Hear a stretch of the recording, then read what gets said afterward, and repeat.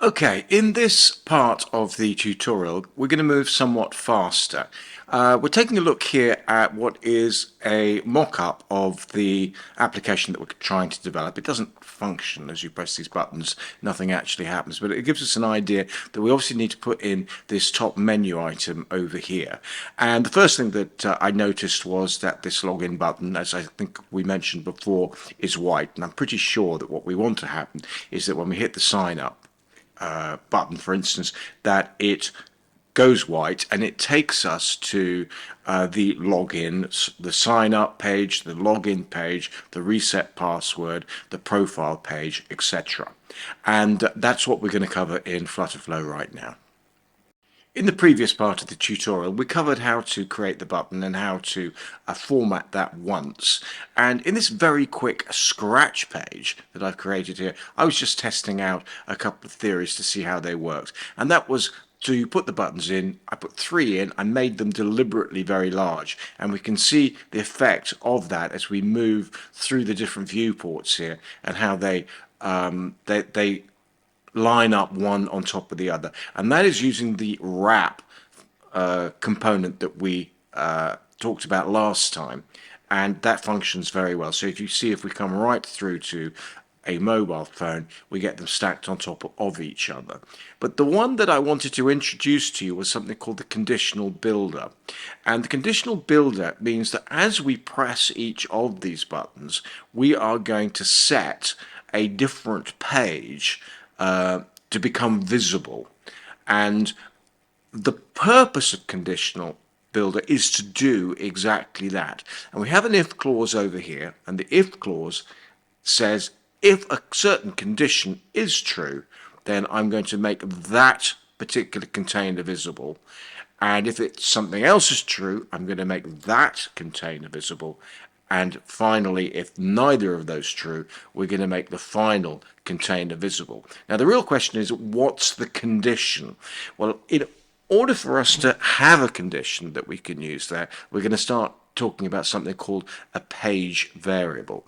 Now, a page variable is set up here at the top, and it is this little icon there on the right hand side, and you can see that I've created an integer which is a menu visibility integer. Now I'm going to do this on the real page, but I'm going to do it on the real page very quickly without so much explanation, but I wanted to do it in the very simplest forms so we weren't worried about the icons, we weren't worried about the images, which we fundamentally covered. I just wanted to see you to see the technique. So we're going to create, we add here a state field, which is also a page variable, and rather confusingly somewhere else in the application it's given a third name, which I will point out when we come to it, but they're all the same.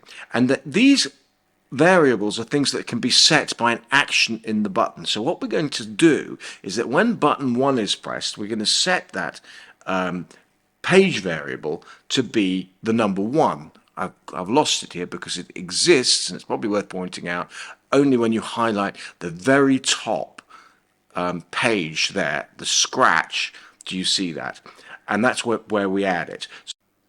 So if you highlight the conditional builder widget over here, which was brought onto the page, by the way, by simply dragging it in or using the plus buttons as normal. If you highlight the conditional builder, you'll see here down on the right hand side what the conditions are. And I've said in this case, if the menu visibility equals 1, then that particular container is visible. If it's 2, another is visible. If 3, another is visible. Now that's the theory behind this particular way of doing things, and now I'm going to actually do that on the real page. So we're going to construct firstly the menu on its own, and then we're going to make those containers visible and invisible depending on which button is pressed. The other thing that we're going to want to do is to ensure that when we press the button, say for the login button stays white. So that's actually going to use a similar piece of logic. It's also going to use the same page variable. So when you click on that button, the page variable becomes the number 1. The button will say, if it's number 1, make me white, and it'll also make the screen below it, the login or the profile or the sign up pages, visible and invisible, depending on what that page variable is set to. Okay, so this is the page that we're looking at the moment, and I think for all intents and purposes, this top black border and this bottom black border have served their purposes. So I'm going to go into those containers.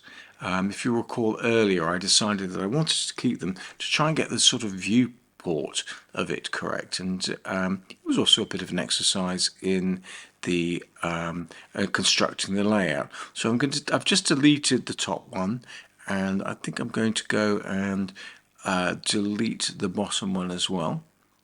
So I've highlighted the container row, and the height of that was in a percentage, which was 55. I think I might alter that to a pixel height and make that, let's have a look if we put in 600. That looks good to me, and I think we need to go in and highlight this, what I consider to be the spacer, and to make that slightly bigger. Something a bit like that, because what we need to do now is we need to put the menu that's going to go across the whole width of this page, and it needs to be on top of it. And the widget that we use to do that is something called a stack.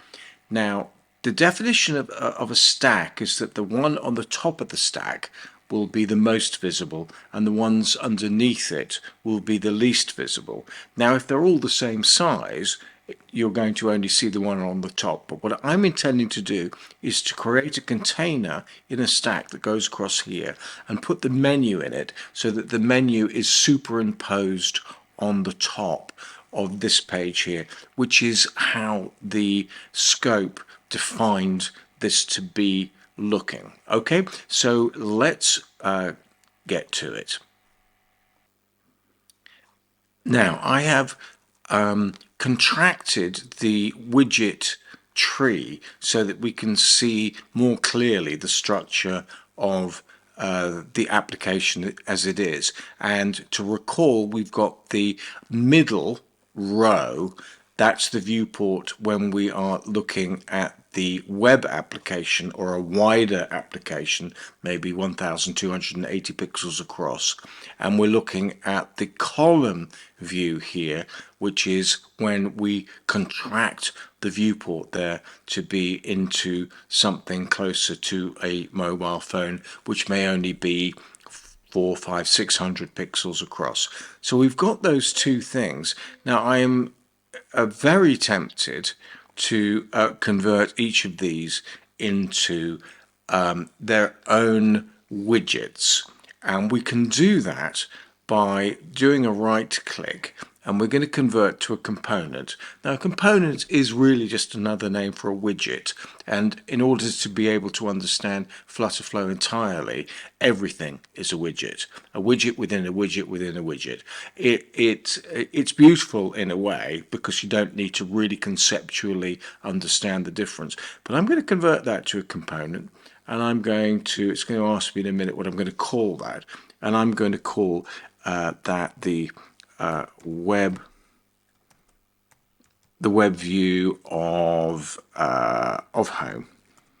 Yeah, and what that allows us to do is to simplify the tree, the widget tree, enormously. Now it's actually taken me across to the components now, so do not be confused by the fact that it seems to be equally complicated, because this is where now we are going to edit, if we want to edit that particular page or that particular component. Probably best not to call it a page actually, because that's a little confusing. Let's call it the component. So we can edit the component as we did before, but instead of if we now go back to the page that we were working on, which is here, you'll see, so if we go, we've got the home component there, but if we go to home, we're going to see that, and the widget tree, we're going to see that is represented now by this diamond icon over here, which looks a bit like something from Mario Brothers, but that is how it is represented. And so we've enormously simplified the view, which is more about us trying to get our heads around the complexity of the application. So it's a very, very good thing to do. And we need now, so that web view now can be just treated as a page, if you like. And we need now to put the menu at the top. So we need to wrap that web view in a stack, which means that the stack is going to be overlaid on the top of that. And that is as simple as taking that page now, and we are going to wrap that widget in a stack. Okay, now what we need to do is to add to that stack a container. So we'll highlight it, make sure that it's blue, and it's probably going to come out in the wrong order initially, but we can change that by just dragging it up. Oh, it's in the right place. And this container here, initially, as we recall before, we're going to change that width to be infinity, which means the biggest space that it can occupy. And in this, we're going to use the principles that we learned before, which is what we're going to add, I believe, an icon, 3 buttons, a profile picture, and an echelon down menu item. Now, I think we've covered that, so I'm going to do that fairly quickly. And at the moment, you can see that the container is white in the background. Well, we're going to fix that. It's quite simple. We're just going to remove that down here on the secondary background. That will make it effectively transparent, and that will be therefore roughly identical to the scope. So I'm going to do that, and I'm going to come back, and I'm simply going to use the principles of things that I've covered previously in the tutorial. So I'm going to do that quite quickly. Okay, putting all the jigsaw pieces together, this is where we have arrived at. I'm going to run through what I've done here, but most of this, if not all of it, was covered in various parts of the tutorial in part 1 and earlier on in this one. So I think the most important thing is to have a look at the structure of this page first. It is exactly as I said it would be earlier on. So we've got our home page here at the top. We've got the column as we had before, putting everything vertically. We've then got our stack, and the stack allows us to put a menu in that is superimposed over the top of the components underneath it, which could be called pages, but in FlutterFlow they're called components, or in this view they are. And we've got our conditional builder coming in under that, and the conditional builder allows us to have this view and other views depending on the buttons that are clicked. Now, I have not made the buttons live yet. We're going to do that next. Here there are a couple of things that you might want to take into consideration. Firstly, when I said that the stack, that the one on the top is the most visible, well, the one on the top, rather confusingly, is the one on the bottom. Okay, so the lower down in the order on the stack, the higher it is up in the layers. So the menu, the container menu desktop here, is the below the others in the stack.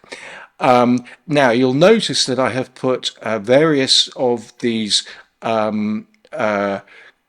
images and buttons into their own containers and into their own rows.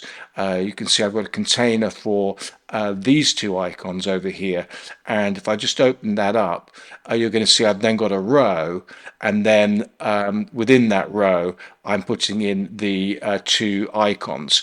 The NCS logo I put into the media assets over here, as we've also covered before.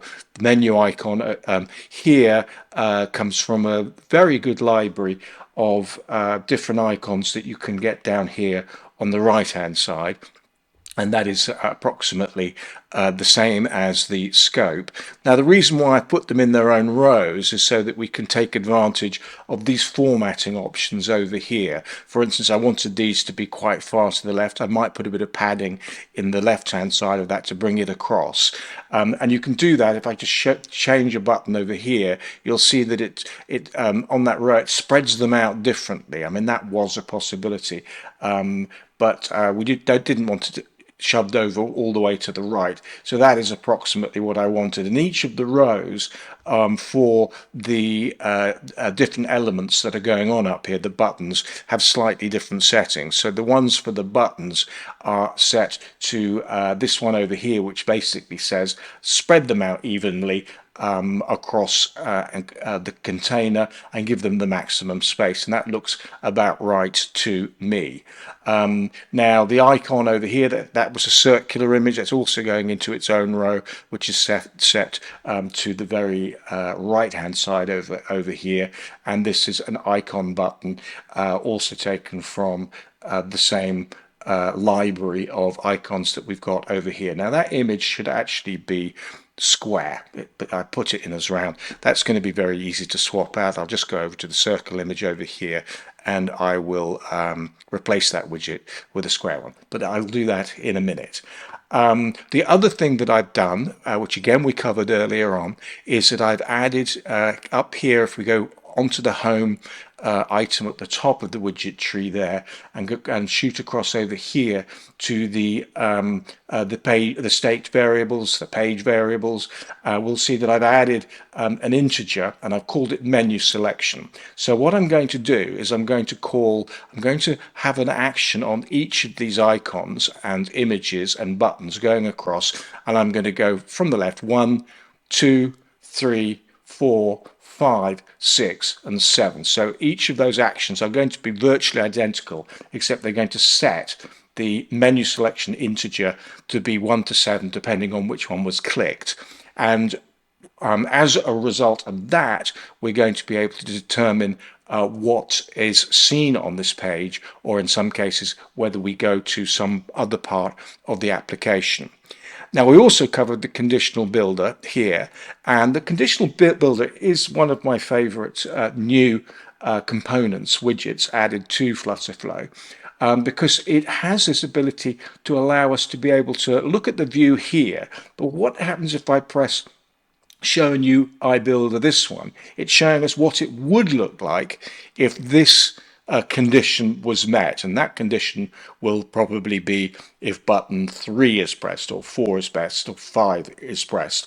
So the condition is going to be if the menu selection equals 1. So far I've only set it up to have 1 or an else, but it'll be 1, 2, 3, 4, 5, 6, 7, and the else is this container, which I haven't done anything with yet. It's not got anything in it, but you can see the idea that I can just, if I want to look at what it looks like with button 3, say, I can make that one visible in the conditional builder if I want it to be back to the what will be 1, actually, because the NCS is set to come into this page, I believe.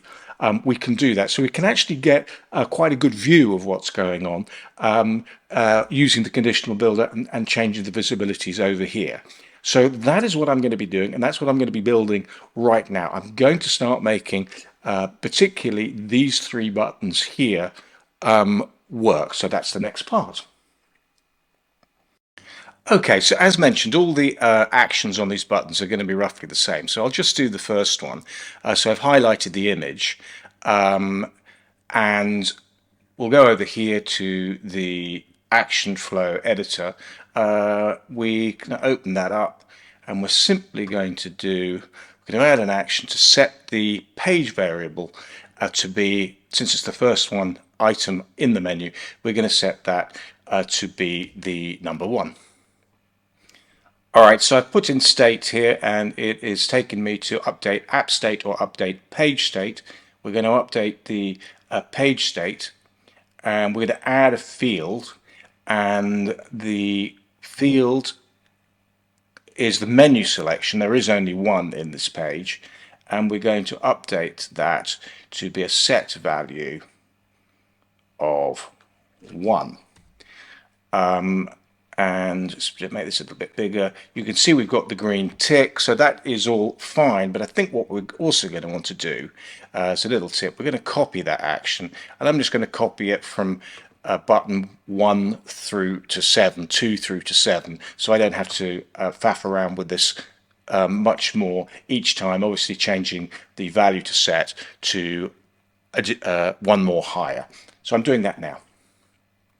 Just a little tip here, I'm already on number 4, is that because I did the copy action, I can just paste it straight in here and very, very quickly change that to the number 4. Okay, all done because of that copy and paste function of the action. That took me about 45 seconds.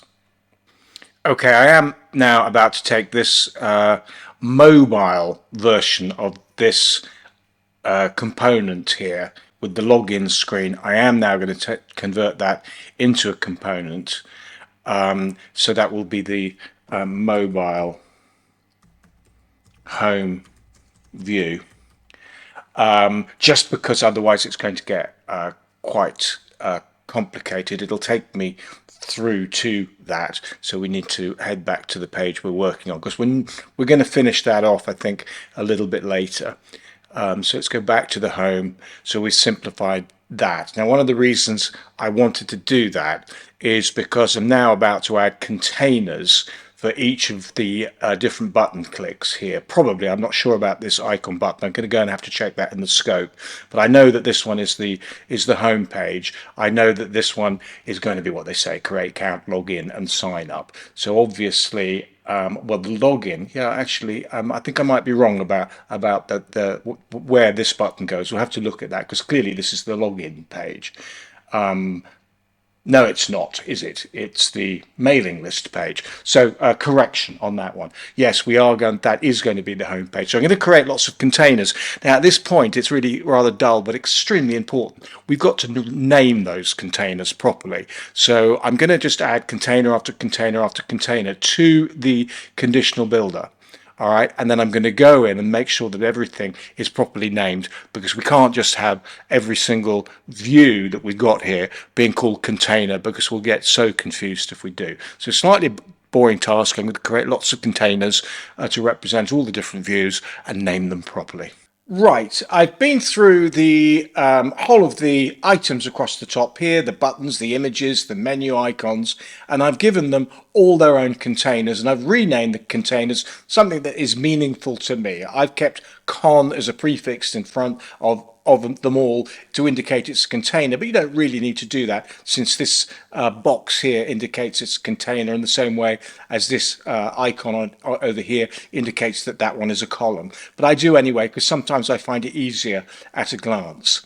Now, the reason why I particularly like the conditional builder is that if we go over here, we can switch between our different views, our different widgets, which we're tempted to call pages because that's what they would be in many other rapid application development applications, but in FlutterFlow we should really call them widgets, is these containers for each of those widgets. We can switch from one to another so quickly by just clicking on this button. If we want to go, for instance, and edit the container, the login container, we just hit the edit button and it'll take us to the right place on the left hand side. So even though the left hand side widget tree is getting a teeny bit full, the conditional builder is really simplifying that. Now, I was able to create this relatively quickly and rename them.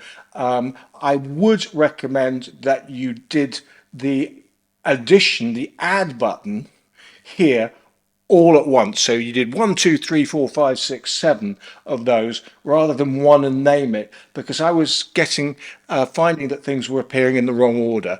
So if you can think ahead a little bit, just hit that plus button as many times as you want. And the other thing that I did to speed things up is that I went in and I copied the variables over here. So each time that I went into the next variable, I simply could paste that in and then change the integer to the appropriate number from 1 to 7. I have headed back to the scope just to check how we're doing, and we can see that we've created the menu here, which we have created as a stack and put that one on top of this image over here, this widget over here. We've got that basically completely laid out. Now what we want to do now is to make these buttons active, and therefore we need to design the sign up screen. Now the sign up screen and the login screen and the reset password and to many extents the create profile are really very similar. So what we're going to do is use what we learnt earlier on about creating this input box over here and converting that into a widget template, and then we're just going to copy that all the way down. So we're going to get the formatting of that and do it once. I know that we did it before, but it doesn't quite look the same, so I'm probably going to have to do that again. All our buttons, we've got them as widget templates as well, button templates, so that's going to be really easy. We're going to obviously put a checkbox in here, and those are going to require validation because we can't carry on until we've agreed to the terms and conditions and other things there. But all of that's fairly simple. So what I'm going to do now is start to create the first one, which I suggest is the sign up. And when I've done the sign up, I'm going to move on to the authentication. And then I'm probably just going to assume that that's enough for us all to be able to get to the login reset password in terms of the form design, and I'll come back to that and we will look at how to make those active, which is an interaction with the Firebase database in the back end. So in fact Firebase from Google are going to take care of a lot of the functionality here of the sign up, the login. Even the send the reset link is all built into Firebase, which is wonderful. We don't need to worry too much about that. So I'm going to start doing that now. I've just been back to the client, which is Tonya, the founder of ProNoCoders, so not a real client, but we're going to treat her as though she is, and asked her what the difference between the create account and sign up was, because I didn't find it clear from the scope. And she explained it to me. I think it is very normal if you are dealing with a client to go back to them and get clarification. Now, fortunately, it doesn't make a lot of difference because we know in our bag of tricks that we can simply take the create account button and make that visible only in the web view. And we can make the sign up button only visible in the mobile view. And we use these responsive icons over here on the right hand side to do that. So absolutely no problem at all, but we don't have a separate create account and sign up, so it doesn't really matter which one I choose to start off with. Since we're looking at the web view, we're going to start with the create account, and I'm going to start working on that. So I'm going to go across to the conditional builder, and I'm going to make the visible container the create account here, and we're going to do all the normal things that we've already learned. We're going to take that container, which I've lost. We're going to take that container, make it the full width, and start building out the form. So I'll just make that an infinite width, and I'm going to make that a pixel height, the same as the other one, 600. We may have to come back and change some of the pixel heights. Oh, I've done 6,000 by accident. We may have to change some of those pixel heights, whether we want them to be percentages, which are adaptive, or fixed pixels. That's the sort of thing I tend to do when I'm tidying up on the design layout towards the end. But now we're focusing on functionality. Okay, within this container, we are going to have to create another column. That is because to that column, we're going to add two more containers, one and I'm going to duplicate that one, Control D, if you recall. And we should have two containers now, one on top of the other. And the reason for that is that this container is going to ensure that we leave the menu in sight. That's the reason for that. So the first container, infinity width, and set the transparency of that here in the fill color, set that to clear the color. And of course, we've got to clear the color of the background container as well, which is this one. So we'll clear that color to make that transparent. And then I think, yeah, we're going to see gray and we're going to see this white one. And this is the container we're going to put the form into. So we can stretch that also out to infinity, and we can, well, we know that one's 100 pixels, we know it's 600. Let's just put 500 pixels into this one to start off with, and that should take it down to the bottom of the page, and it doesn't, for reasons I don't understand, but it doesn't really matter. I'm just going to drag it down so it is at the bottom of the page, because we're going to resize this depending on the form. Now, one thing that's worth mentioning is that if you get your containers right and you don't put a value in the height, it will grow to the size that it needs to be. This is quite useful when, for instance, you've got a container where you don't know how much text, for instance, someone's going to type in. It keeps growing and growing and growing. The container can grow with it. So when you don't put in a value here, it will grow. But do remember that it is still constrained by the size of the container above it. So it'll only grow a certain amount. But we'll probably come to that later on, but it is just a tip. Now, I'm not too fussed really about this being grey and this being white at this moment in time. I want to get on really with the form. So let me do that now. Okay, I've used our usual trick of creating a container and putting a row in it and a container which is set to 80%.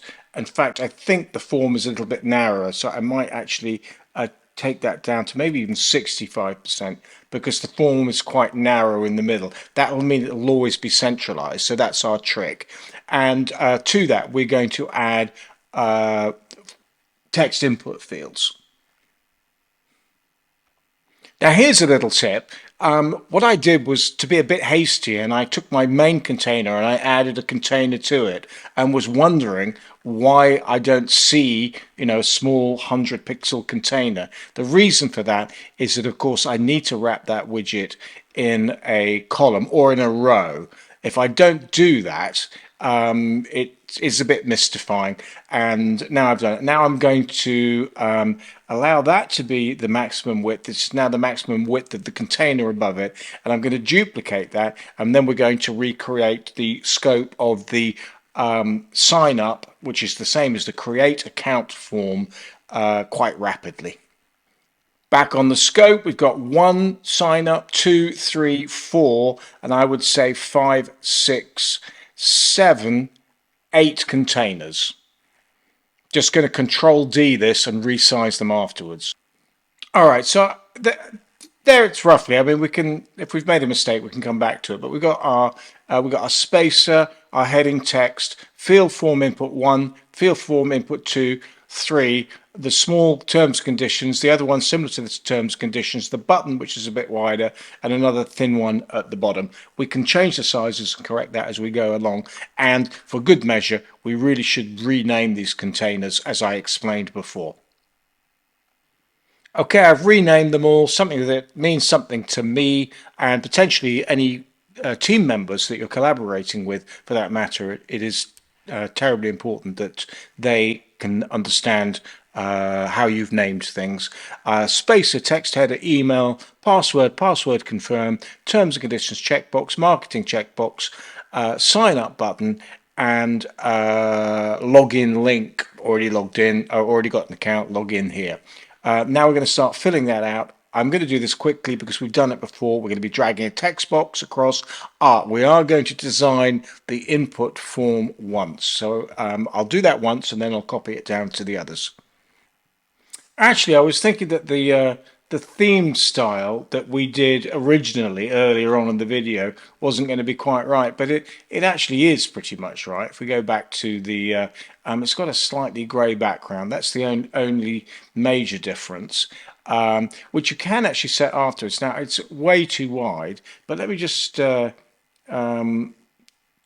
potentially change that to have a grey background, but then I think we're just going to copy it down for the other three fields. It's perfectly good, but it's way too wide. So remember where we put the width in was as a percentage of the container that came below the row. It's this one here.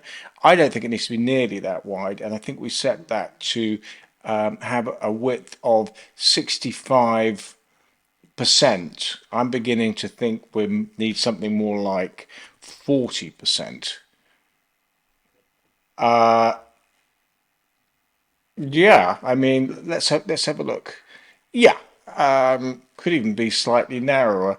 I mean, let's try and stick to the scope wherever we can, even though we think maybe that 40% looks better. Let's go for 35. That seems to be that's what we're trying to replicate there, the sign up, and we're getting there. So I'm going to copy these down to here, and we're going to make the backgrounds grey. Whether it's worth going back to the design widget template, if you remember the theme widgets that we did over here, and change that to grey. I'm not 100% sure it's worth doing that, although since I'm here I can just duplicate that and go into it and perhaps just set the background of that to be grey, and that could just save a little bit of time. Actually, it will save quite a lot of time later on, so we're going to do that.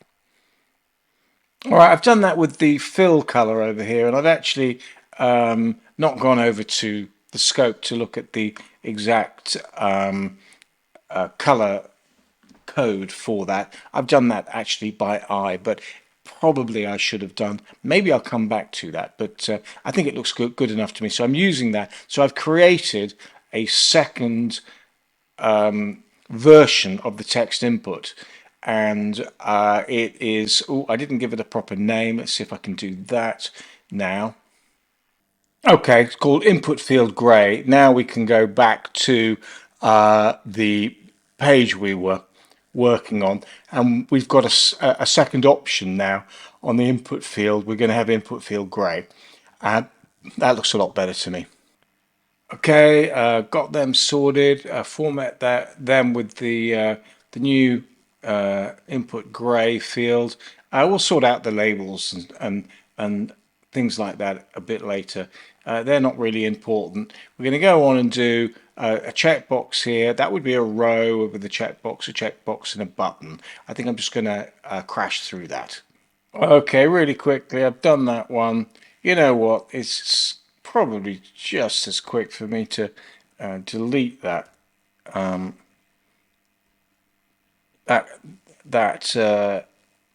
container and just copy it.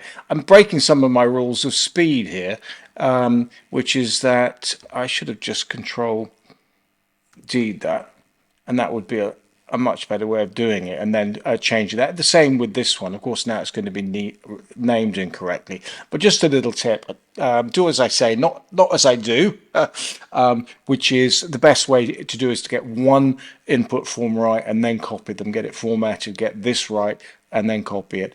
But I was trying to get the layout sorted out in advance, and that wouldn't be how I would do it if I was working at speed.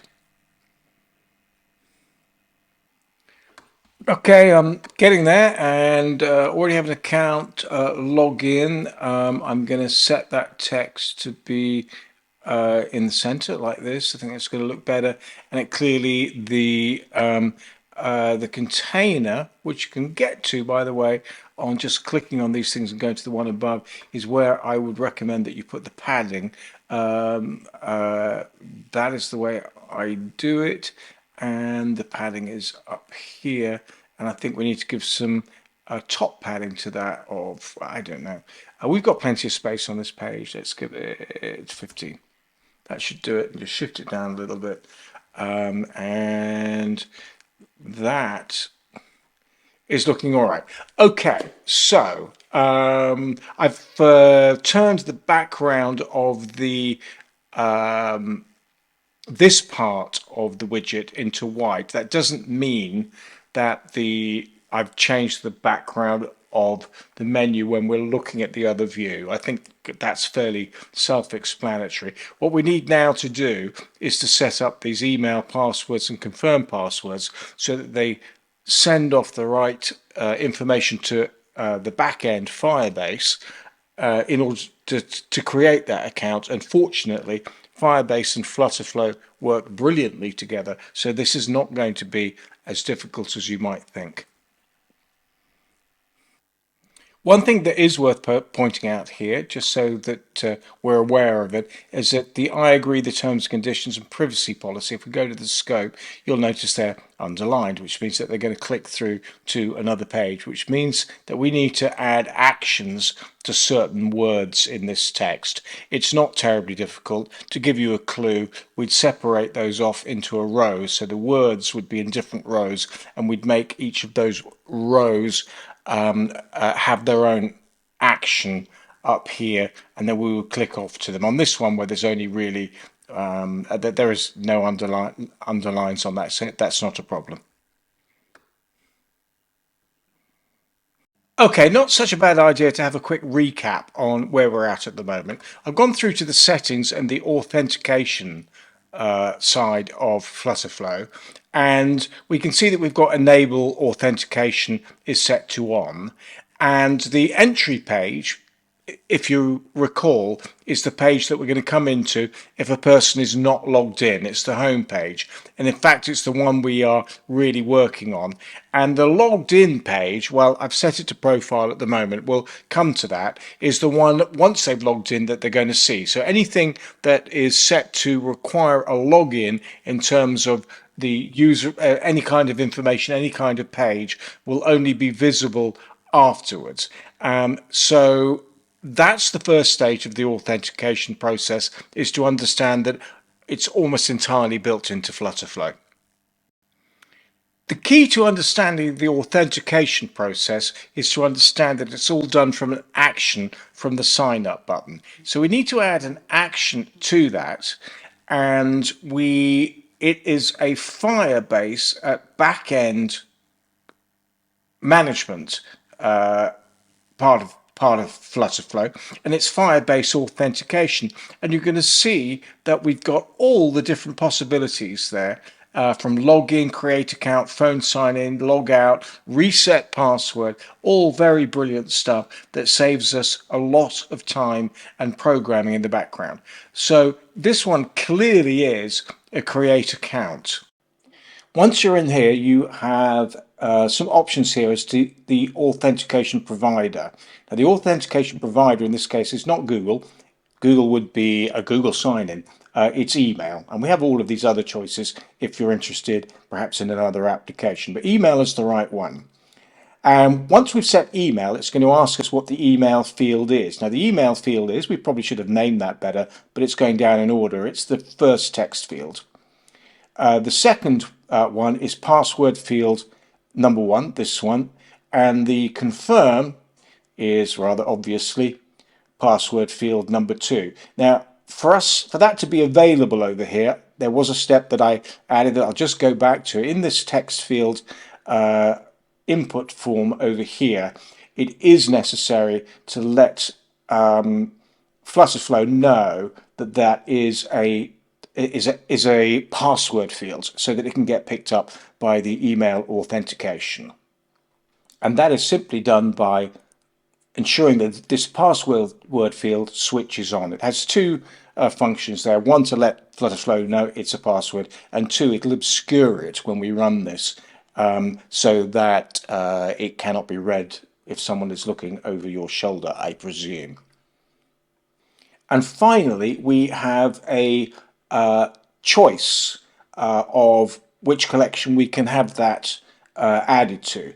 Clearly it's the user collection, but there may be times when you want to separate the users from a different kind of user. For instance, you might have people who are selling and people who are buying, people who are vendors and people who are purchasers. And sometimes it's quite convenient to separate them into different collections, and you can do that now here by creating a new collection that might be the vendor as opposed to the client, and that's where you would set it. But in our case, we've only got one collection, it's users.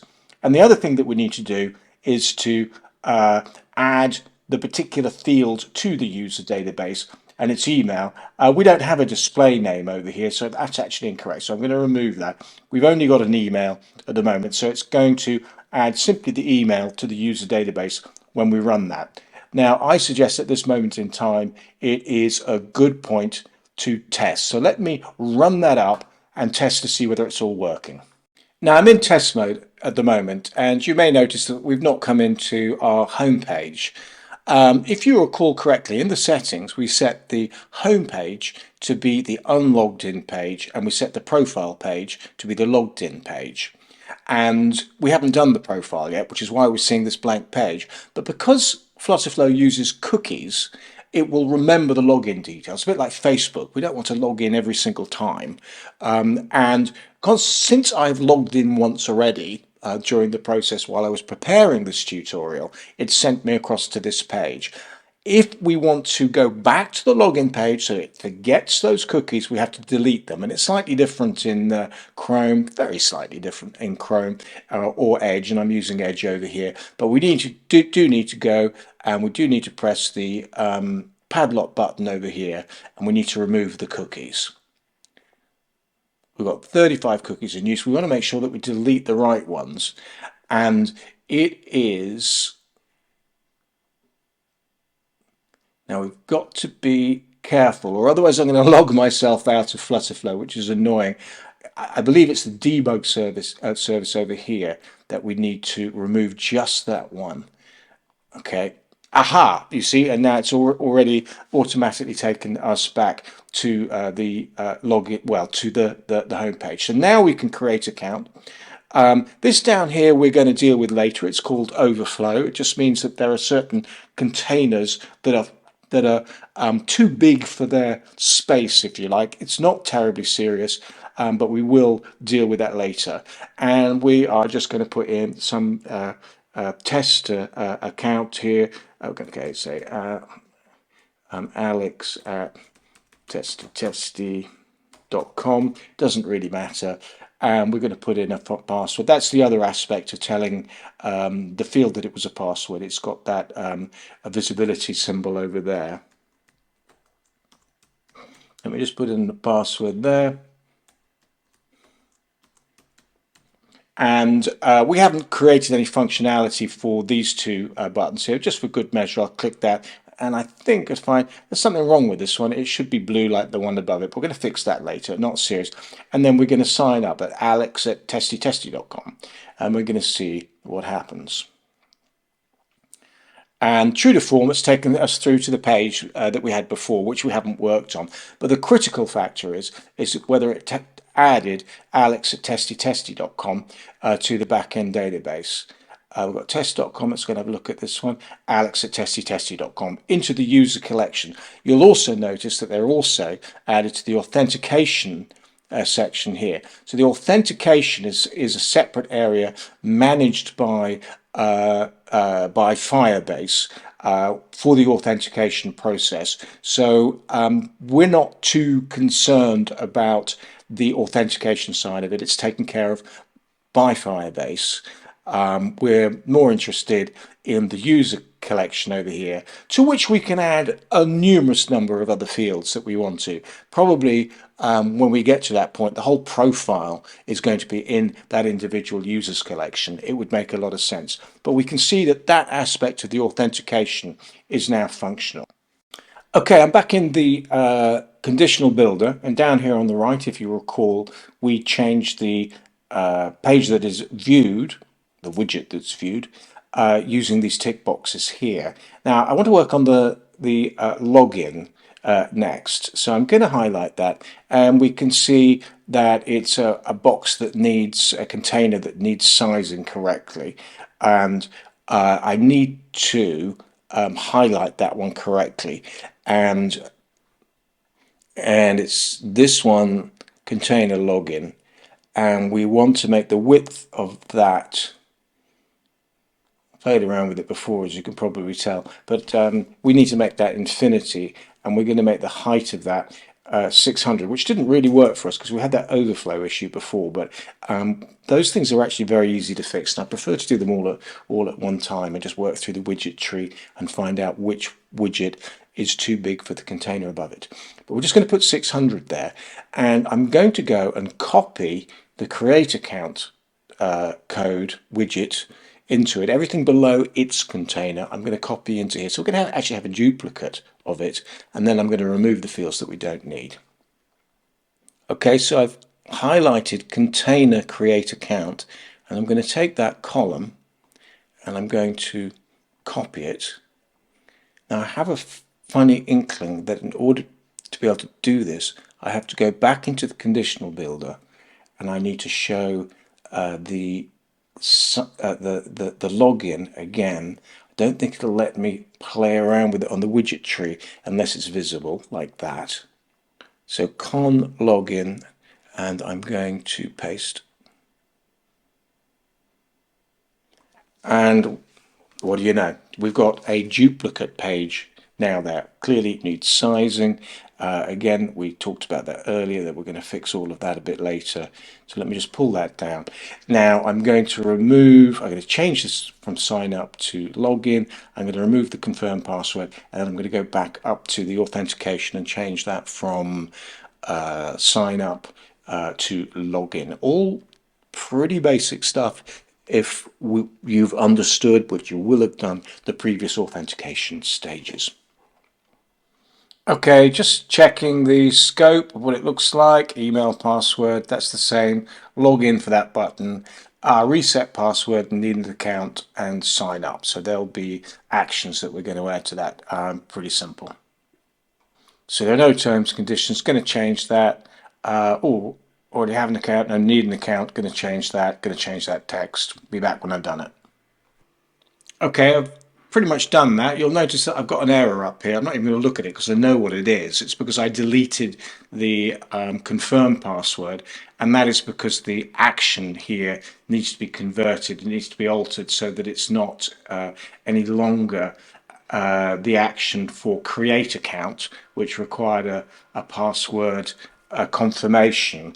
It is under the authentication here. We're going to Firestore authentication. Where's it gone? There it is. And we are going to log in instead.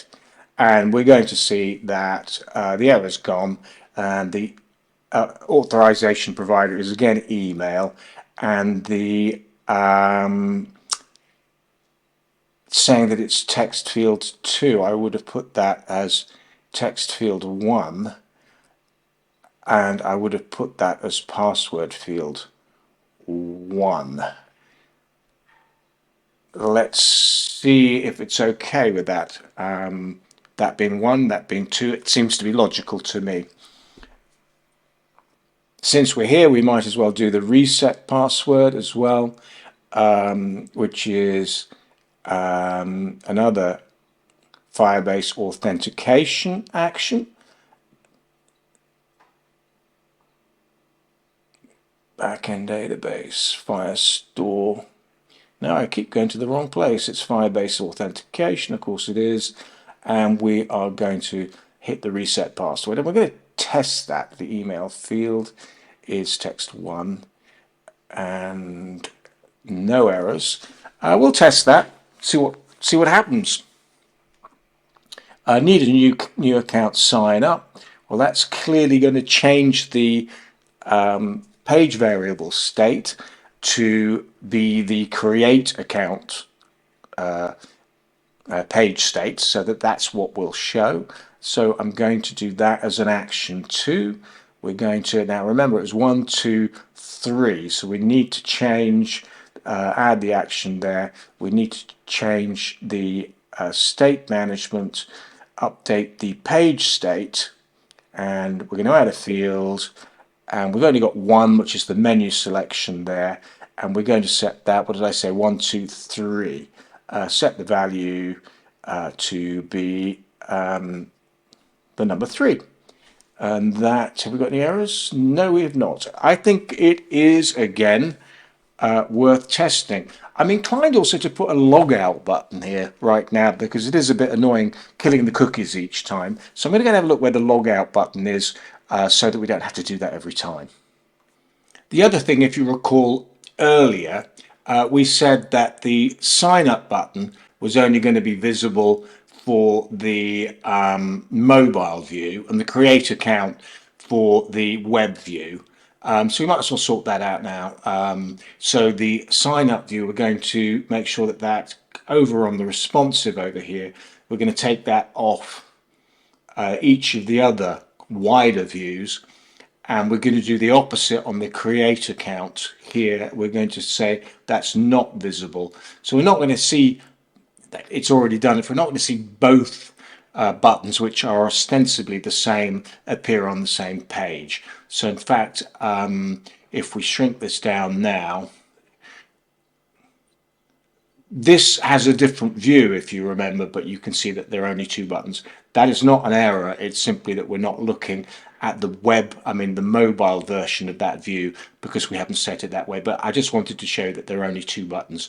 That's not an error. That's just a view, and I'm not going to cover that right now. Anyway, we've got two buttons over here. I said I wanted to have a log out button, and I'm quite tempted just to temporarily put a log out button while we're testing. So I'm just going to put it on this image actually, so that when we click that image, it's going to log us out. That's not correct, but I sometimes do these things just so as to save time, and then when you fix them and you find the right place for the log out button. But as I say, I do not want to keep having to kill the cookies each time. Firebase authentication, I'm going to make that the log out button, all right? And no errors on that. So temporarily clicking that image is going to log us out. I think now we're probably ready for another test. Now I've made a mistake here. You can see I put in alex@testytest.com and I put in the correct password, and I'm getting an error saying that the email address is badly formatted. And if you actually take it out altogether and I log in, it's going to give me exactly the same message. Now I know what I've done, and it's all about labeling those fields. If you remember, when we went back, I said, oh, I think it's text field 1 and text field 2. The mistake is, of course, that we've got two text fields of email here, one of them on create account and one on login account. So it's picking up the one on create account over here because this is a single page application at the moment. I need to go and rename those and get it right. A lesson to us all that we must label these fields correctly or we're going to get confused. I'm going to go and fix that now. Also, the user was testsd.com. Rather a silly name, I know, but let's try putting in testsd.com and log in now. And there we are, being headed towards our profile page. So just so that we can be clear as the mistake I made, I'm going to go back and relabel them again in a minute. But on this login button, you see that it was text field 2 because it's on a different page, and it was password field 3. I am going to go in and relabel those properly so we don't make the same mistake twice. But as I say, label the fields correctly and we wouldn't have made that mistake before. However, we can see now that the login process is working. We logged into our undesigned profile page. So I renamed them up here. Text field login. This one I renamed to text field password login. So it's part of the login, not the create account. And then, as you can see, when we go down to the login, we don't get confused about which password we're referring to. I also feel that these buttons, now that we've removed one of them, are a bit far apart. So that's very simple to correct. We're now going to change the row main axis alignment from these as far spread apart to evenly spaced within the row. Now that's looking okay. We also have another issue and a solution, I hope, and I'm going to explain that here, which is that in the authentication section of the setup, you're going to see that we've got our home page and that we've got our logged in user going to that empty profile page. I don't actually want to have the profile page on a different page than this one. I want it to be in the conditional builder. Indeed, I've already set it up so that there is a container to hold the profile and the setting up of the profile. So that's the first issue, is insofar as that I can't set this home page here. I can't set the logged in profile to also be the home page. You can't do it. So we're going to leave it on profile. And in fact, what I'm going to do in order to get round that is that I'm going to let it go to the profile page, which is going to be completely blank. I'm even going to take out that blue header, and I'm going to do an immediate page redirect, and I'm going to set the page variable to be set to the profile view of the home page. Therein lies the second issue, which is that in the profile page, we will not have the page view by definition available to us. And we can't simply do a redirect on the profile page followed by setting the page variable, because it will redirect first and you won't have that variable available to you to do that. So there are a couple of tricks there, and this trick actually is useful in so many other ways. So although there are other ways of doing this that could have circumnavigated that, we could have used, for instance, an application variable, and an application variable, we are going to use that in this trick at the same time for a different reason.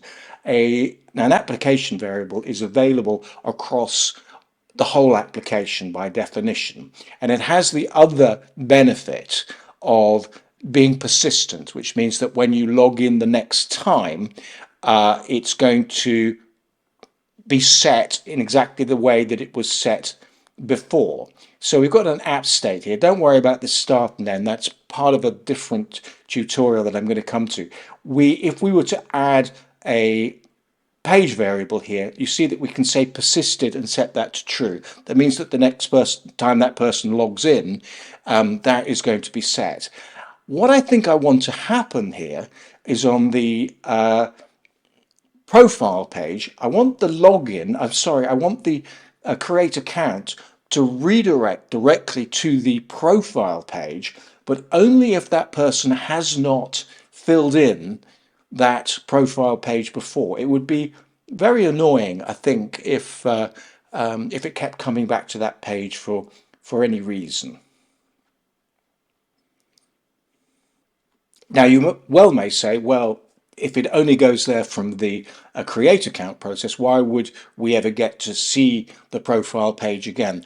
I would like, because I have a preference for this, to give the user the opportunity to skip the profile page initially. It's just one of those tricks that, particularly if you're doing web forms, where people they grumble and they reluctantly fill it out, and sometimes you might actually get people saying, I literally can't be bothered. So we allow them to skip and able to see the actual application in its full glory. We want to allow them to skip. What I'm intending to do is a trick here that fundamentally says that if every time they log in, they will see that profile page until they've actually filled it out. And when they fill it out, they're not going to see it anymore. They can still go back and edit it in other parts of the application. So there are a couple of tricks here. And for us to be able to do that, we are going to have to use an application variable, because we want that to reload and be persistent, so that the next time the person logs in, if they haven't filled out their profile, they're going to keep seeing that screen over and over again, keep being able to hit that skip button if they want, but at the end of the day, they're going to get bored with that and they're going to fill it out. Once they've filled it out, we do not want them to see that again. So here are a few tricks to do that. And just as we did before, I'm going to copy the initial form from the sign up process, and then I'm just going to Control D and duplicate a lot of fields on it, and then I'm going to adapt them. It's going to save us time in getting the borders right. Now I do notice that there's a save button here. There isn't a skip button. So this is technically not in the scope, but I believe it to be good practice, and if I was doing this for a client, I would say the same things as I've just said to you here, which is it's friendly to the user to give them the option initially to skip the profile, but to keep reminding them that they need to fill that in. So the first thing I'm going to do is to create the profile page using exactly the same technique. I'm going to copy that into the container for the profile page, and we'll take it from there. Just as before, I'm going to copy this column into the profile container. Make it infinite in width, 600 in height, and paste it in. Then change that, duplicate the fields, increase the size so that it fits, and we should therefore, at the end of that, have a profile page. A couple of additions to that, which I'll cover when we get to them. We need to be able to upload a profile image. So we'll be able to do that on a mobile application from the camera or from an image on the hard drive, and in the web view you can only do it from the hard drive because it does not have camera functionality in the web view. So I'm going to get on with that and come back when it's done. Straight off the bat I'm going to delete the action because that is an authorization action, and it's going to cause errors later on. Similarly, that's not a password anymore, nor is that a password. I've copied the confirm password, but I've gone through the effort of renaming it a few things so that we don't get confused by the confirm password. I renamed it back to container, and then we'll rename that back to the field that it is to correctly identify it, but it would get confusing if it had confirm password there and it was also called the confirm password container. I'm now ready on that container to duplicate that over and over again with Control D.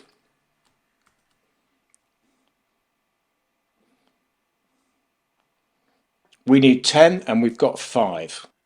Okay, I've got 10 labels, but I can't see the ones further down. So I'm going to switch this column here that contains all of those labels, I'm going to make it scrollable. Now I can scroll on that. May not be the ultimate solution. In fact, I'm pretty sure it isn't. I think we probably want it to scroll in a slightly different way. But I'm doing that so I can now at least scroll down to the bottom. You can see that we've got all 10 there. Let's rename them all, first name, last name, etc., and resize them in accordance with the scope. The bio is slightly different. Let's just rename that bio. And we need to set a minimum and a maximum line height. I would say the maximum line height, let's just put that in 10, and let's put the minimum line height in as being 4. It obviously still thinks this is a password field. My mistake, I'm going to correct that now. There it is, take that off, and then we can set that line height correctly. Let's change the container height to, say, let's try 120. Okay. That's looking about right.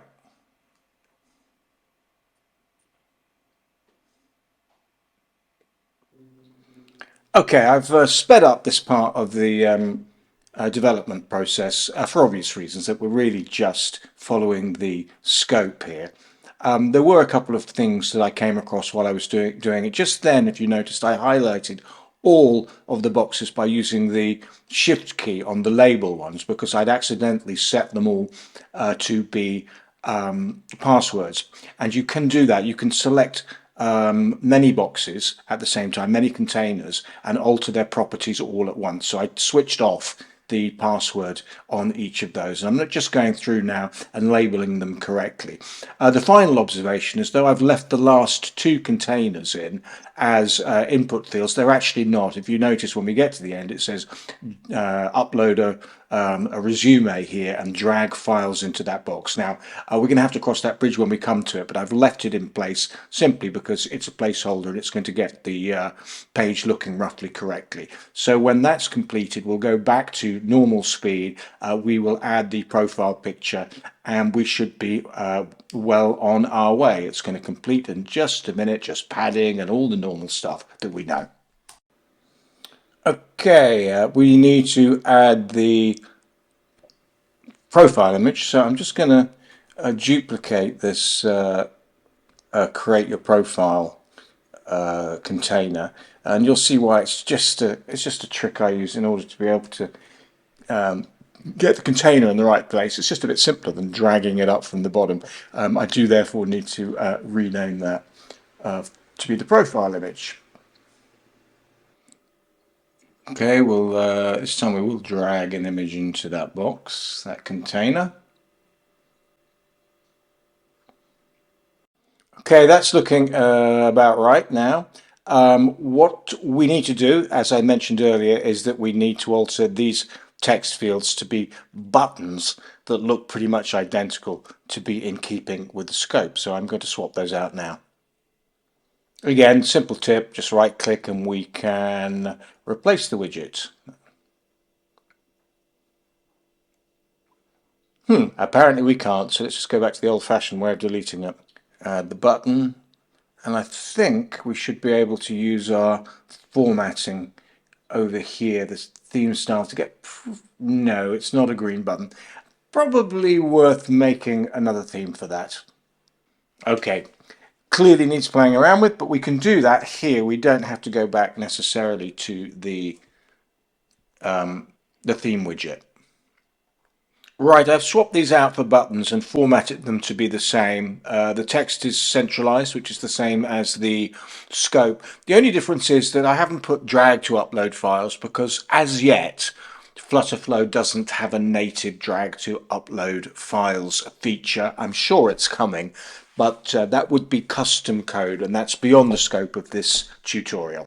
Right, so we've got the form looking pretty much as we want it. Now we're going to have to do some validation on that, but I thought I would just touch base again on how we're going to get this screen to be the screen that they are taken to if they sign up for the first time or if they log in and they haven't filled it out. Because the challenge that we need to overcome is that here in the initial page, the home page is where the login and the sign up forms are, and so is the profile that we've just developed. And you'll see that if I try and put home in there, I can't do it again.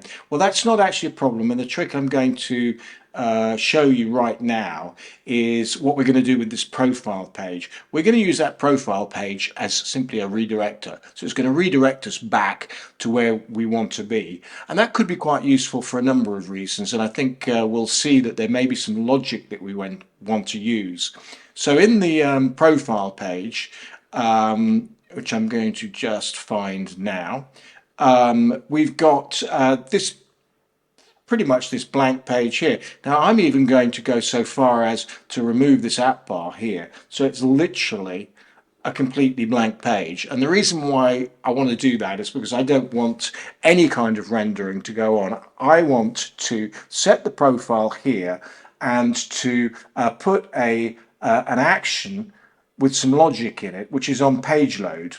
Yeah, so as soon as it comes to this, it's going to say, where am I heading? And it's going to head to, well, it's going to set the menu selector page variable that we have defined in the home page to be that of the profile. So this is going to be a navigate to, and it's going to navigate to our home page, and we do need to set that home page to be set to show the profile page, but we do not have access here to the page variable that's going to do that. So we're going to have to deploy a slightly different trick.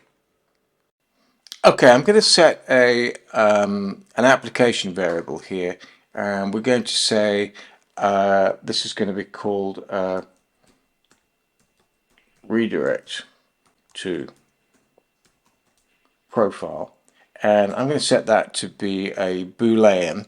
I also want this to be persistent. I want it to remember that even if someone logs out and logs back in to the application. And I'm also going to set that to be defaulting to true, so it will redirect to the profile. It'll become a little bit obvious in a minute why I'm doing that.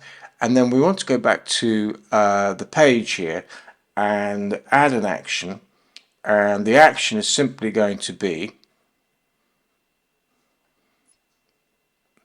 on page load. We're going to redirect to the home page. Now it'll become clearer in a minute why we're doing this, because it's going to go to the home page. It's not going to know whether it wants to go to the home page, which has the profile, or whether it goes to the home page, which is any of the other tabs. And herein lies the trick. Let's go back to the home page, and in it we're going to put an action on page load, and that's going to be an add action. Nope, that's not right. I'm going to delete that. It's an add condition. We're going to add a condition which says it's a single condition if the application variable, application state, forgive me, redirect to profile is true, is equal to second value of true, then we're going to set the page variable, confirm that, to be that of the profile. Add action, page state, add a field, take the menu selection, and we're going to set that to a value of 6, which refers to the profile form. And if it's not set to true, let's just set it to the normal home page, so we can just simply copy that action, paste it over here, and change the number to 1. And finally, if you recall that I set the image temporarily to have an action which is to log out, we also need to set the action, therefore to set the page variable, which we now do have access to under the state management, the page state, and to set that menu selection back to the number 1.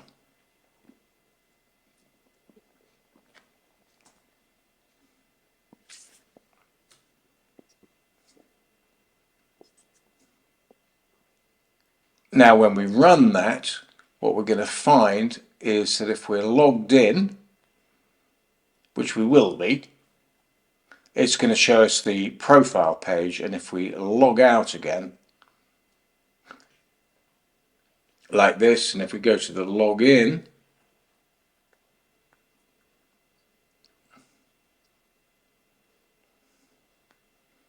it's going to take us to the create profile page. There we go, and we log out again, and we're back on this page. We log back in again, we get the profile page. Now we don't need to see the profile page if the person has submitted that already. So in the action for saving the profile, if they've done that, we're going to set that application variable to be false so that they don't come back into the profile page again. Now is probably a good time to try and get rid of these rather ugly black and white stripes over here. Here you can see at the bottom it says overflow by a certain number of pixels. And if we go back to our project, what this is really telling us is that we've got containers that are too big for the containers above us. Now, just to give you the principle of the way that containers work, you can really set them in a number of ways. We can set a container to be a pixel width, which means it'll literally be fixed. It doesn't matter whether it's in a mobile form or on a desktop form, it'll literally be the same width. Or we can set it to be a percentage, which means it'll occupy the percentage of the container above it. Or we can set it to be literally nothing at all and delete it. And if we delete it, it will grow to be the size of the information that it contains. It's quite as simple as that. But there are times when we give the FlutterFlow instructions that literally are not compatible with each other. You might say that the container is 100 pixels, but something inside it is 150 pixels. And that's when we get those rather nasty black and white, black and yellow stripes. So it is a question of going through the widget tree and working out where the overlap, the overflow has occurred and changing it. The rule of thumb is put in as least dimensions as you can possibly get away with. It's much better to have it dictated to by the container above it in the widget tree. So for instance, this container here will dictate the size of this container here, and it's not always necessary to define the dimensions of both of them at the same time. So I'm going to take one particular example and I'm going to fix it. I'm going to show you how to do it, and then I'm going to assume that the principles of that will allow you to go through your own widget trees, or my widget trees in this case, and fix them all. So let's focus on this one. Since it's up on the screen already, we are looking at the login page. It's almost apparent if you see it, this gap that we've got down here. So how do we fix that? In fact, if I was to go there, we see that this container goes down to here and this container goes down to here, and we've got this area of no man's land where it's fundamentally saying I don't know what size I'm supposed to be. Now fortunately there's a tool inside these views here which is up here on the right top, which says show overflow. So we don't need to build the project necessarily every time that happens. In this case I just needed to drag this container here so that it was inside the other one, and we can see now that the overflow is gone. Sometimes it's as simple as that. On second thoughts, I don't think that I've covered to the full extent our ability to be able to validate this form, and I do think this form's quite important. So I'm just going to cover that now. It is really quite neat within FlutterFlow.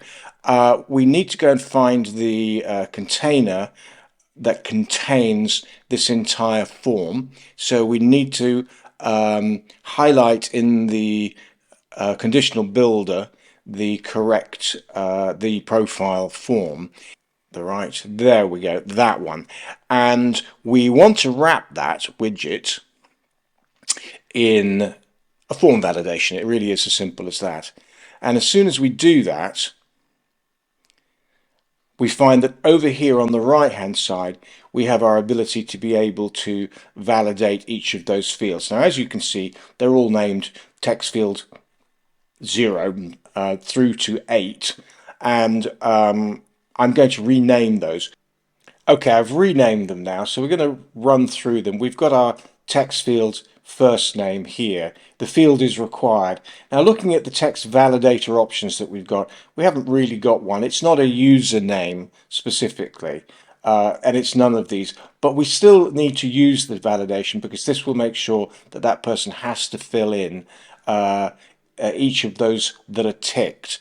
And I believe the only one that is optional here is the interests. Now the title here, if we were clever, we would put that in as a drop-down list, and I might do that in a minute. Okay, I've been down them all, ticking everything except the text field interest. I've also left optionally company and years at company blank because I'm assuming that not everybody who signs up at this website is going to necessarily be doing that in employment or representing a company. Okay, now uploading a profile picture, uploading a resume, and uploading files are all fairly similar. So the first step is to highlight the container. Always better the container. I've also done it outside this text here as well to make the button area, if you like, as large as possible. It just makes it easier, particularly on a mobile phone. And this is going to be an action, and the first action that we want to do is to activate the camera. If we type media in the filter, we'll see upload and save media is an option. Now we've got either camera or gallery. Bear in mind that in the web version of this, there will be no option for the camera. The camera is not activated, but we can still use it. It means that when it compiles into the mobile version, it will give you the option. There'll be an option to choose. Yes, we're going to allow photo. No, we're going to allow video. Now, resizing the image is probably a good idea. It's only really a thumbnail, and I think probably 150 pixels by 150 pixels is probably slightly overkill, but it'll give us a reasonably good resolution on that if we want to show that anywhere else in the application a little larger. Include media dimensions. This is not necessary at this stage, and the source picker style, I presume that has selected one of the default fonts there. Image. The second part of the action is to update the Firebase database in the back end. So that's a back end database, and it is in Firestore, and we're going to update a document because we already have our user field there, and with the select the reference to update, well, the reference is going to be the authenticated user, the person who's in the application at the time. So that will be the user reference. And we are then, and I've looked up at the errors, and we've missed out a step on the upload media. Aha, there we go. It's Firebase. That will get rid of one of the errors. And now if we go back into the backend call over here, we need to use the uploaded photo and video. So in fact, the although the action output parameter may be important in other actions that you build, in this case they are one step ahead of us. So that should complete that. As mentioned before, the click to upload resume and the upload files are a very similar process, but we need to find a place to put them, and we're going to put them in the Firestore database, and we want them to be in their own filing cabinet under each user, and we do that by creating what we call a subcollection. So we're going to call that documents, and it is a subcollection, and the subcollection is going to be there we go, we're going to put that in. It's going to be a subcollection of the users.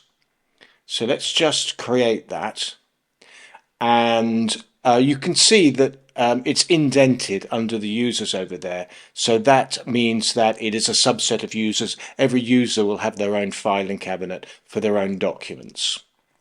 So we're going to start from scratch when we add the fields to it, and we're going to create a field name here which is going to be document URL. Firebase is going to contain the link to the document, and Firestore is going to contain the actual document. If you recall correctly, Firestore is where we put large lumps of data such as documents and videos, and Firebase is where we put smaller text-oriented data. So the document URL is going to be the text link to the document. Now, rather unusually, on this field here, we are not going to put it in as a document reference. So this is going to become obvious a little bit in a moment.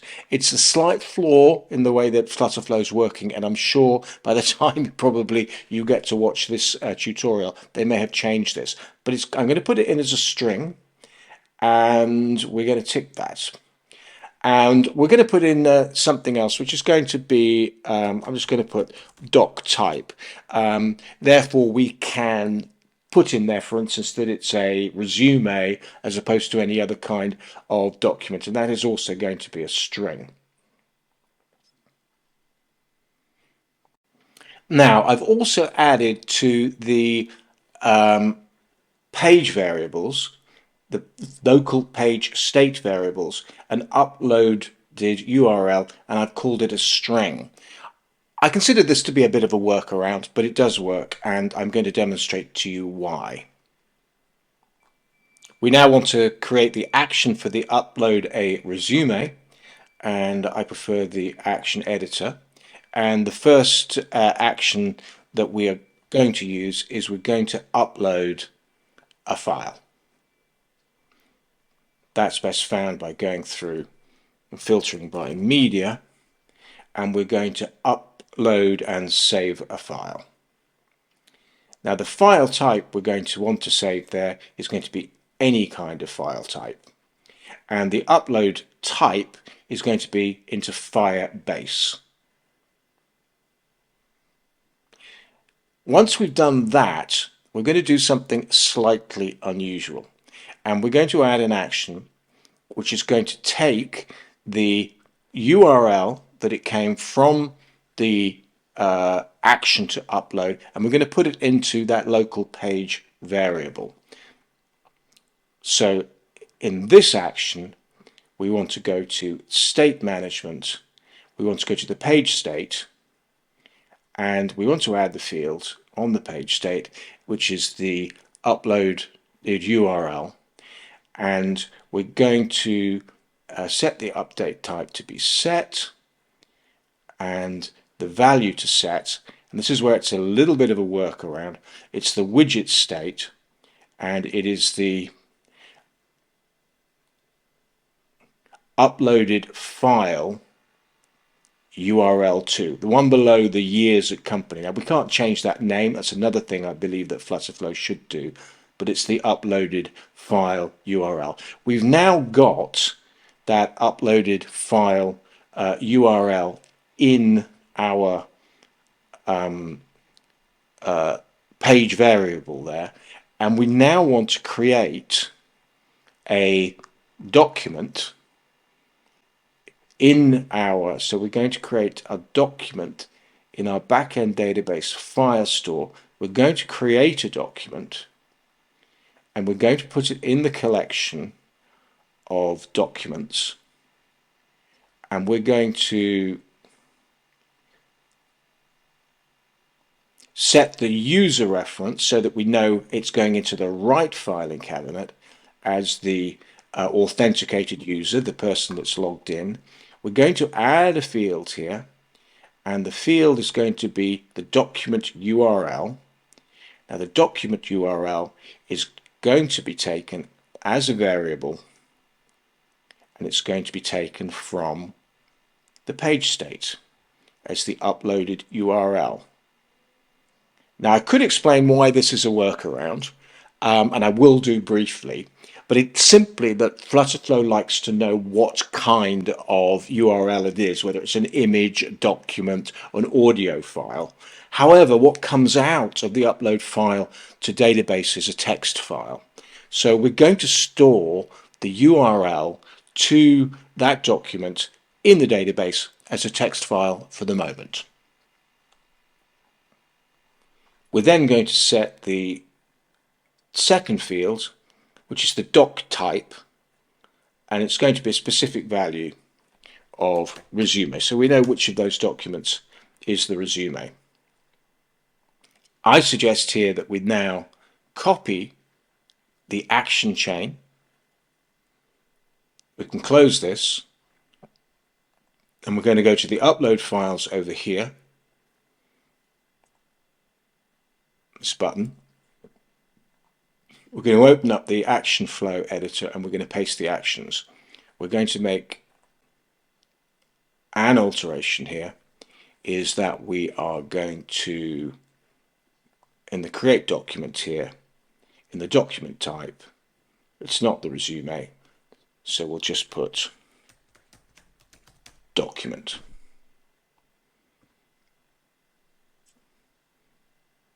Seem to have project issue, name for upload data action on button is not unique. That is because I copied it across. Let me just quickly fix that. That is this field here, which we're not actually using, but let's just put a 2 at the end of that, and that gets rid of that error. Now, I know we said that on the documents we were hoping to be able to upload many documents at a time. I'm going to come back to that, but for the time being we're not going to allow multiple files, so that's slightly misleading in the label. It's still going to be one at a time until we make some other changes, but I think that'll get us going. Time to give it a spin. Okay, while that's running in test mode, which means that it will pick up the changes I'm about to make, I think I probably did miss out something here on the profile picture here. As you can see, it's got a picture of a, well, there are two things actually. It's got a picture of a building, and that's been picked up over here. Of course, we actually want that to be the authenticated users photo URL, their profile picture. So we'll put that in. Oh, my test mode is ready. And the other thing that I probably would do here is in the path over here, we have a default variable value. I'm going to put in there a URL of just an icon in there to fill it out so that it's not empty before someone fills out the profile or decides they don't want to add a picture. Okay, until I do that, we're going to have the building in there. That's what I mean by that. It's a bit silly, really. Okay, we've pressed that, and we're going to go look into our gallery for a suitable image that we can put in there. I'm just going to go and look for one. Let's just put this robot hand in just for a good measure.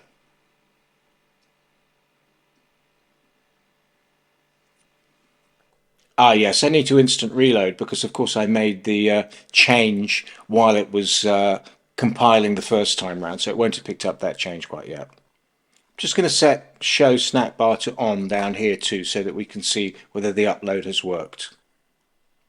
Okay, now if we upload the image here, let's put that one in, we're going to see the bar comes up, says uploading file, it says success, but the image is not there, so we need to go and debug a little bit more on that. Here in Firebase, under storage and under the users, we can see indeed that the images have been uploaded, and notice how they've been resized to something sensible. Okay, it now works, and the bug is, and it needs fixing, that we were able to see that create your profile picture even though we weren't logged in. So after I'd logged in and I did the same thing again, the picture came. So there are two little bugs there we need to fix. We need to make sure that this profile page cannot be seen unless we are logged in. So we're going to check that logic. And the other thing is, a small thing, is that this picture's not square, so we're going to fix that too.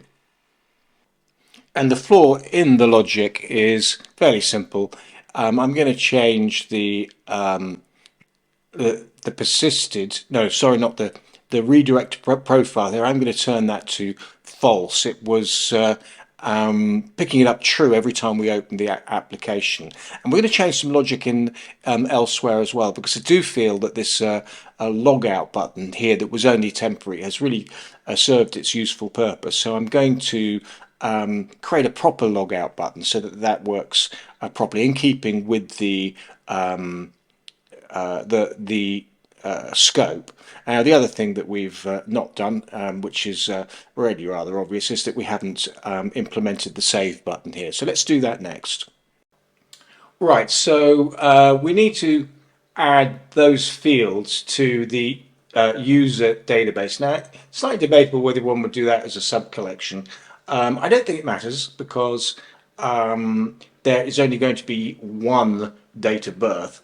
And so I'm going to just go through the fields in that form and add them here where they don't exist. I mean, we have a display name, but we don't have a first name and last name, certainly don't have a date of birth. So I'm going to add all of those fields, and when I'm done, that's going to appear when we use the save button in an action. Okay, nothing unusual there. Date of birth is a date, time, user company. Oop, mistake, that's supposed to be an integer. There we go. Now, returning back to our form, we can work on the save button, and those fields will be available to us now. Okay, so in the button action, we are going to add an action, and that action is going to be to update the Firestore database, backend database, Firestore update document. Now here the reference for that document can be found under the authenticated user, and it's the user reference, so that we update the correct user details, and we're going to confirm that. And then we're simply going to go through and add the fields that are in the profile one by one. And so we're going to start with the first name. And where do we get the first name from? We're going to get that from a variable, and that variable is going to be found in the widget state. There's the widget state, and we can go down and we can see, scooted past it, scoot up a bit, that we have the text field F name, which is the first name there. I'm going to go and do that for all of the other ones. Okay, that's done, and for good measure, let's put in a snack bar to say that the profile has been updated successfully.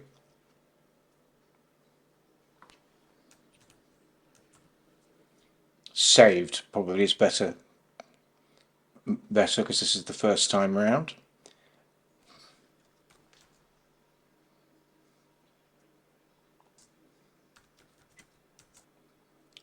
And finally, we need to set the action so that the state variable for the application is changed. So the redirect profile is now going to be set to true because they've now filled it out. So they don't want to see that again every time that they log in. Okay, and that's my mistake. Of course, that should be false. It's the redirect is true. It will redirect. We don't want it to redirect anymore. So set that to false. Done. Now I did something very simple here. I made that image square by simply defining it as being 100 by 100. That seems to have done that job. And the other thing that I did that I said I was going to do earlier is that in the photo URL, we have the option of putting in a default variable value so that we see that rather than a building or a blank. And I got that image from, this happens to be a website or a search on these icons, and I've used the URL for that from a royalty-free source. I've just set autofocus to be on the first field only. That's helpful. It'll put the cursor in there when we come into the form. Now I've noticed that the date of birth calendar doesn't pop up here, and I think I have worked out my mistake on that. So what did I ultimately decide to do? I decided to wrap the text field and an icon button in a stack. And if you recall, the icon button, the one at the bottom, goes at the top. Now this is going to give the user the opportunity of either typing in the date here or getting a calendar view here. I can now put the calendar action on this little button, and I think that's going to fix it. Okay, it's time to test the form. I'm going to fill this out and deliberately leave out one of the fields that is compulsory. And I said earlier on about title, that clearly means job title, so the Mr. and Mrs. and Ms. Is irrelevant there. I might change that to job title, if I made that mistake, albeit a little stupid.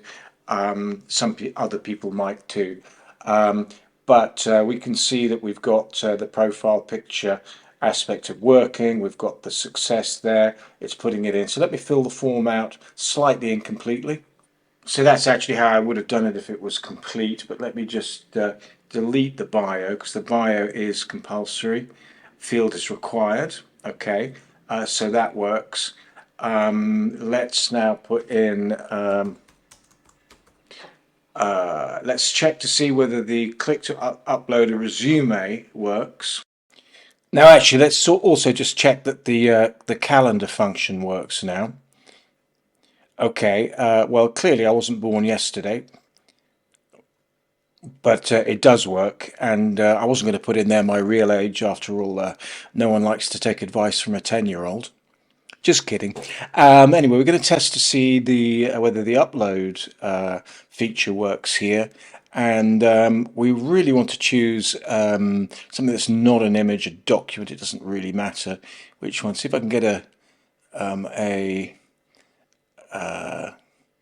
let's have a look. It doesn't matter which document it is. Let's just take this BB letter document, okay, and give that a second to upload. I think we missed the confirmation up there. We're going to do the same with the upload files. And again, we're going to choose a different file so that we can see, how about decision making doc, whatever that is, I can't remember. And so we've done those, and we have filled that out correctly now. So that should save because all the compulsory fields are there. Profile saved successfully. So we want to go and check a couple of things. So we want to go and check that these two files were uploaded, and we also want to go and check whether the profile was updated correctly. And lo and behold, there we go. There is me. I'm Charlie. I'm not Alex at testtesty.com. There is the profile picture, and years at company.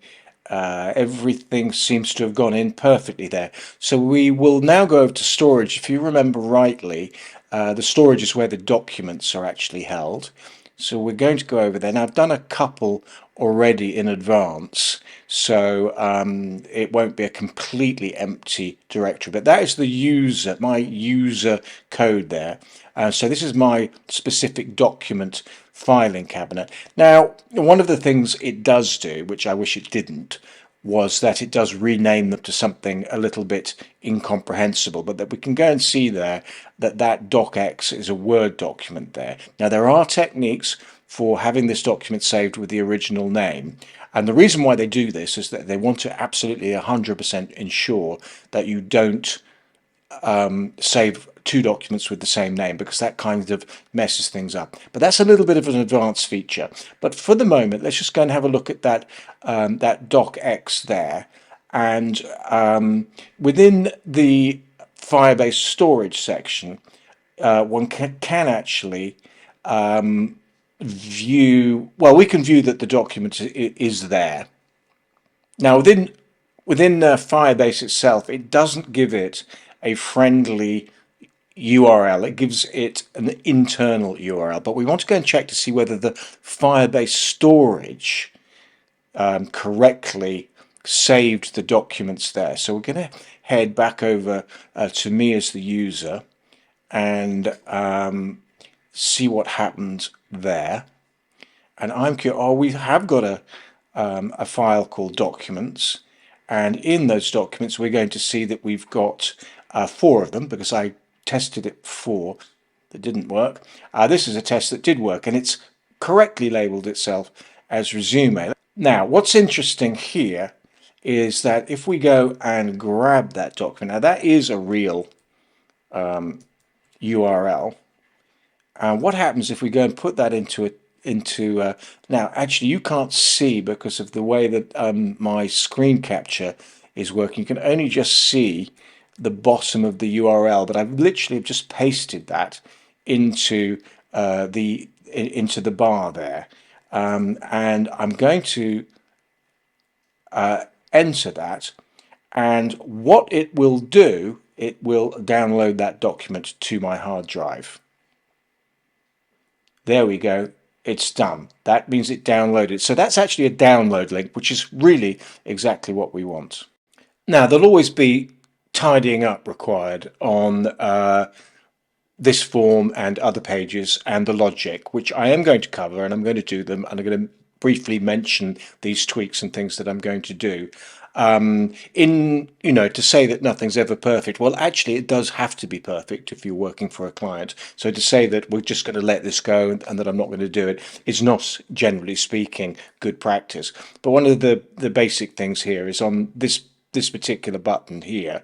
Oh, I've just updated the profile again. No harm in doing that. We obviously want to clear that form because that would indicate that it has been updated. So we're going to change the button. I was in the wrong place when I did that. I obviously want to change it in FlutterFlow itself and not in the test. I'm going to add a clear those fields action to this button here as a final thing after we have sent that, just so that you can know that the form has been sent. And probably in reality that may not even be the right solution. The right solution is probably to say, well, that's saved, let's go into the main part of the program. But these are considerations that one needs to make in terms of the user flow. One can't always just do them immediately.